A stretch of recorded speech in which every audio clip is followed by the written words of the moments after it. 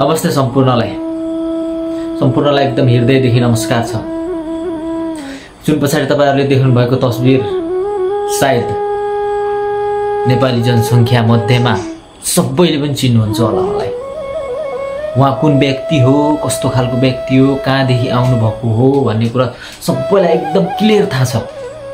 यति थाहा हुँदा हुँदै पनि पहिलेको सरकार होस् या अहिलेको सरकार किन अन्याय भइरहेको छ धर्म सुन्दरीमाथि। यदि गल्ती छ भनेपछि